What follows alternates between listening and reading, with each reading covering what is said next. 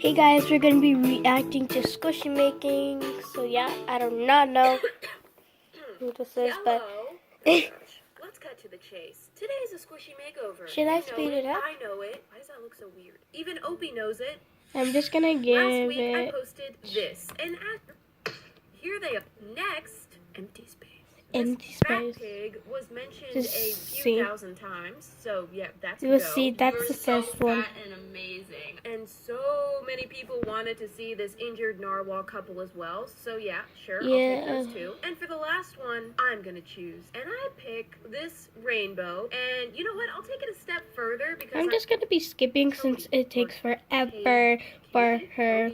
I don't know what it says. I'm going Cody. to paint the cup with a nice maroonish color. I haven't had breakfast yet, so I think I'm gonna be doing breakfast with you guys today. I don't know. Cozy and comforting since it's a hot chocolate theme. The bear is supposed to represent the actual hot chocolate. So this is the moment when this guy loses his identity. No, don't lose his identity. No. No, it's not sad because he's becoming hot chocolate. Last time I checked, that's a good thing. Maybe in the future there'll be an opportunity to change something into a koala. Hint, hint. Hint, hint. Yeah, for now the koala's dead. So here we go. It's got a nice cozy look to it. Yeah. Now let's do something about those alien marshmallows. I'm painting those white, which is the traditional color for marshmallows here on Earth. And then I'm taking this mighty chalk and sketching the face. This way I can wipe it off or paint over it easily if I make a mistake, which is bound to happen. Alright, so that's what we're working with. That's what I decided was perfect. So now I'm going over that with some actual paint. I did make his eyes close because he's just too cozy to open his eyes right now. I'm adding some shading to the marshmallows to try to make them look like they've been toasted. This is some gourmet hot chocolate, okay? To finish off those marshmallows, I'm gonna spread some puffy paint around to make them look like they're melting because hot chocolate is hot. Back to the face. I'm just gonna put a nice little expression on him. And final touches, I'm gonna add some dark chocolate to the ears and coming out of the cup for some reason. And since this cup is such a large area and it's so daggone plain, I decided to add some snowflakes to make it more interesting. So here's the final squishy. On to the dark side. Not evil, but he's just literally a darker color than the original. And I love it. The repairs went really well. You would basically never know it was damaged. And I put so much detail into this with the snowflakes and the shading on the marshmallows. It's like 1,000 degrees in here right now, but this little bear makes me want hot chocolate still. I just want to drink his face off. Not in a weird way. Okay, and next there's the fat pig. Stop calling me fat. This one is so stinking adorable. I'm always a little confused when everyone chooses the super cute ones because it's like, why do you want me to change this? I mean, to be fair, it is really, really worn out. There are cracks over its entire fat body. Wow, you just keep going. Paint missing, ripping. It's definitely had its time. The first step I'm gonna take is to cut off the ears. Why, you ask? Well, I just think pigs look better without ears, just an opinion. Just kidding. I'm gonna be replacing them with a different kind of ears. So you just lay down over here and wait for me to decide your fate. Here's a familiar chunk of foam. I'm gonna use that failed tail to shape a nice, what is this shape called? You see it. Then cut it in half to create 2 bunny ears. So now you're thinking, I know, you're changing it into a bunny. Wrong. I'm changing this into a pig wearing a bunny costume. If that's not high concept, I don't know what is. So let me glue those on, make sure that they're somewhat straight and even. Pull the fluff out of his butt. This is humiliating. Oh, and don't forget, how could I almost forget the fluffy tail? We gotta make that happen too. Good. Now seal everything with puffy paint, of course. I'm gonna paint over him with a nice fresh coat of paint so we can get rid of all the cracks and rips and just rejuvenate and freshen up his nice pink pig skin. I'm just sewing right now, can you tell? Here we go with some nice pink cheeks. That's a must. And I'm giving him some happy eyes because he's getting a makeover, so he should be happy about it. And finally, here I go painting on the costume. Why did I choose yellow for the costume, you may be asking? Initially, I wanted to do white, but the tail and the stomach area are going to be white. Pink is obviously a nah. Blue would kind of look like cotton candy. I just did a huge purple squishy recently. Orange is a little too close to pink. Gray was kind of boring. And that's how I landed painted on yellow. Wasn't that interesting? I wonder how many people clicked out during that explanation. And finally, painting the tail. Ugh, the lighting is incredibly washed out here. It's blinding. Here's the final. The old one didn't look naked before, but now it looks kind of naked. Do I need to blur anything out? But seriously, it's not that huge of a difference, the before and after, but I definitely think the squishy has been refreshed and it's rocking a new getup, so that's cool. I'm definitely getting some Easter vibes. Why have I gotten all seasonal in this video? First it's winter, now it's spring. Once upon a time, there was a little bunny hopping through the forest. Excuse me, little bunny. What? Anyway, I was completely stumped on ideas for this one, so I'm just glad I was able to come up with something. So now I'm gonna work on these two, but you know what? Let's roast them one at a time. So this cake. I feel like nobody voted for this one because it's honestly not that attractive. Maybe I'm wrong. Maybe y'all think it's great. Maybe I have weird taste in colors. I don't get the thought process behind choosing these colors.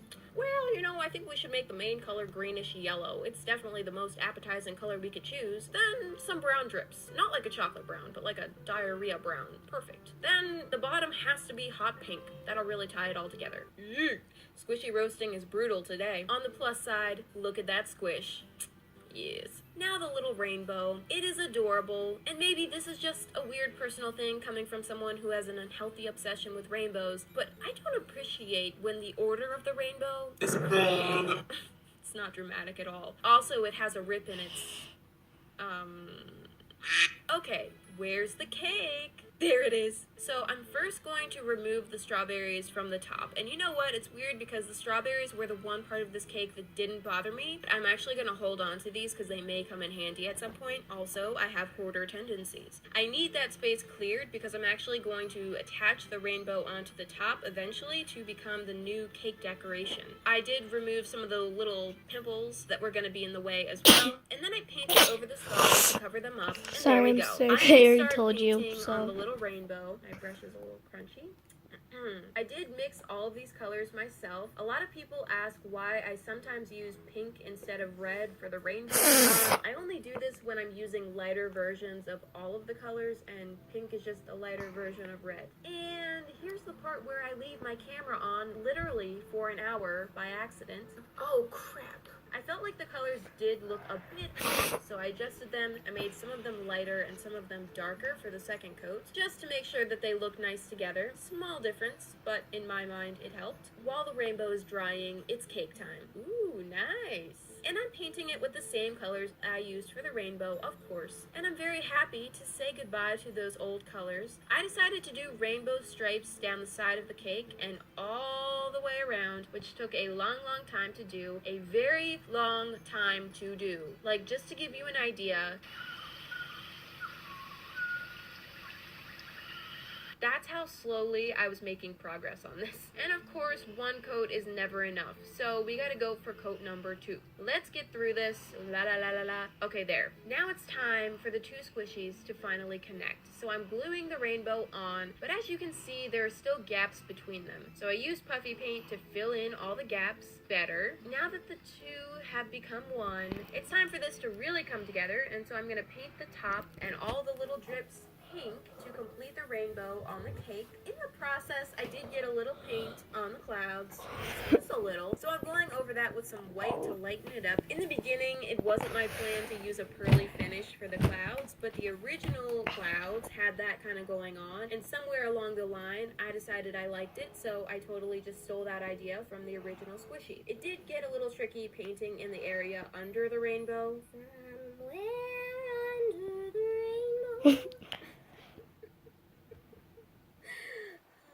As I'm doing the finishing touches, you may have noticed that you can still kind of see that darn drizzle underneath, and to that I say, oh well. It really wasn't the kind of drizzle that's easy to remove, so it's just gonna have to stick around, but it's not super noticeable, so I'm fine with it. I know I was very harsh about the original cake design, but I will say the ugly ones are the most exciting to me. They're my favorites to work on because there's the most room for improvement, and just look at it now. Unless you don't like rainbow, then just shh, don't spoil it for me, okay? Design between these two is the color. They're literally the exact same otherwise. I'm assuming that one is a boy and one is a girl. They do have very different injuries. The boy is missing his horn. So wait, is he still a narwhal or is he just a wall? whale. And she has a hole in her fin, a scar on her back, and is just barely holding on to her tail. Just barely. I don't know what tragic accident left them like this, but we're gonna help. So first, oops, her tail is gone. Let me just find that. Okay, so ladies first, let's glue her tail back on. Pretty easy surgery, and it's back. Now, he is going to be a little bit more difficult, and I actually have someone I want you to meet. It's a corpse. He passed away during a failed operation, and that is truly, truly awful. But we're going to cut up his dead body and use it for parts. So we're going to transfer his horn onto the other whale. Once it's removed, I'm going to trim it down and try to make it fit properly. Glue it on, and there we go. Thank you for your donation. Rest in peace. Now back to her. I'm going to fill in her fin, patch up her scar, and reinforce her tail with some paint. And doing the same with him. I'm also cutting off the protruding eyelashes because I don't want to see those in the end. And painting over those areas. Looking good, my dude. And now he's going in for his first coat of paint. I wasn't sure what to do for this narwhal couple, but I knew I wanted to do some sort of theme that would tie them together. So he is a chocolate chip cookie, and what goes well with chocolate chip cookies? Milk. So it's milk and cookies.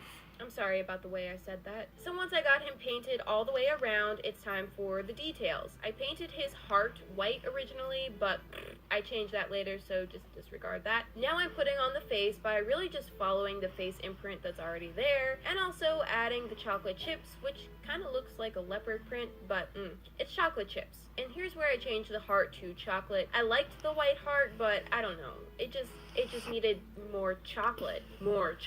So back to this girl. Now that I've got a solid white color all the way around, I'm going in for the face, and she seriously looks like a ghost. Like, it's kind of scary.